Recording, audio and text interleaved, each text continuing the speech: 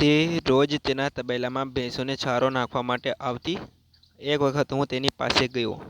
ત્યારબાદ અડધી કલાક સુધી તબેલામાં ભેંસને ધોવાનું કામ કર્યું. નમસ્તે મિત્રો, મારું નામ પંકજ છે. હું ગુજરાતના એક એવા ગામમાં રહું છું. મારો એક મિત્ર છે જેના લગ્ન હમણાં થોડા સમય પહેલા જ થયા હતા. તો મિત્રો, આખી વાર્તા સાંભળવા માટે એન્ડ સુધી બન્યા રહેજો સાથે. અને આવી વાર્તા સાંભળવા માટે અમારી ચેનલને ફોલો કરી દેજો, સબસ્ક્રાઈબ કરી દેજો અને લાઈક કરી દેજો, આપણા મિત્રોને શેર કરી દેજો. તો મિત્રો, વાર્તા શરૂ કરીએ. તો તેની પત્ની દેખાવામાં તો ખૂબ જ સુંદર લાગતી હતી. જ્યારે મેં તેને પહેલાં જોઈ હતી ત્યારે તેણે મારા ઉપર ઘૂંઘટ ઓટેલો હતો. કારણ કે હું તેના પતિથી ઉંમરમાં થોડો મોટો છું, એટલે મારા ગામડાની અંદરના નાના બૈરા ઘૂંઘટ તાણે છે. પણ આ તેમનું ગમતું ન હતું. એકવાર મને કીધું હતું કે તેનું નામ કવિતા હતું અને તે દેખાવા માટે એકદમ પરી જેવી લાગતી હતી. મારા મિત્રનું નામ વિજય છે અને વિજય તેની ભેંસ અમારા ઘરની સામે ખાલી જગ્યા હતી ત્યાં બાંધતો હતો. હવે રોજ વિજયના ઘરના તે ભેંસોને સારો નાખવા આવતા હતા. જ્યારે પણ તે સારો નાખવા આવે એટલે હું રોજ મારા ઘરેથી તેમને જોઈ રહ્યો હતો. તેને જોઈને મને અવનવા ભાવ આવતા હતા. મારા મન ઉમળકા મારવા લાગતું હતું. ધીમે ધીમે સમય વીતતો ગયો. વિનોદના ઘરે એક છોકરીનો જન્મ થયો. વિનોદની છોકરી 3 મહિનાની થઈ ગઈ હતી, પણ તેના ઘરના એકદમ ફિટ દેખાતા હતા. તે રોજ ભેંસોને સારો નાખવા આવે અને રોજ હું તેમને જોઉં છું.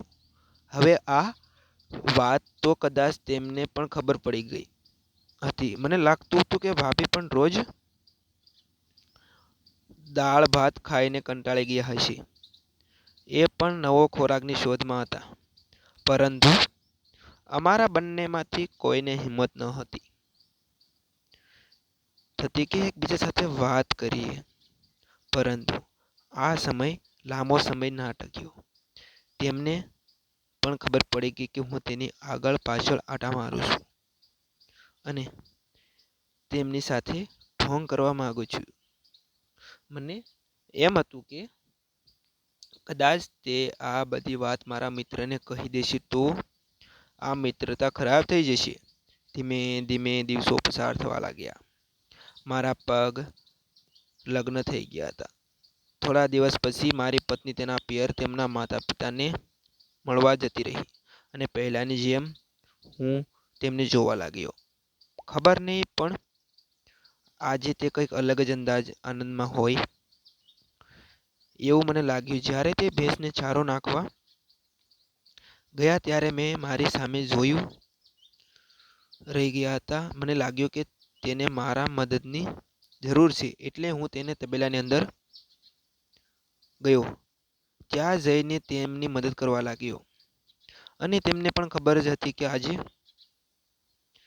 હું તમને મદદ શું કામ કરું છું.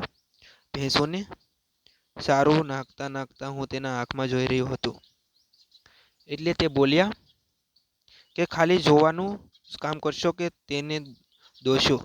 પણ હું તો આ વાત સાંભળીને એકદમ નવાઈ પામી ગયો. એટલે મેં તેમને કહ્યું કે મારી ભેંસ દોવાની ઈચ્છા તો છે. જો તમે રાજી હો તો હું એને દોઈ નાખું. એટલે તેણે કહ્યું કે જરૂર. હવે જ્યારે પણ અમને સમય મળતો એટલે હું ભાભી સાથે તબેલામાં જઈને તેની મદદ કરતો હતો અને રોજ ભેંસ દોતો. જો મિત્રો તમને વિડીયો પસંદ આવ્યો તો વિડીયોને લાઈક અને ચેનલને સબસ્ક્રાઈબ જરૂર કરી દેજો. અને ફરી મળીશું આપણે એક ઓર નવા વિડીયોમાં. ત્યાં સુધી આવજો મિત્રો. Tata, bye bye.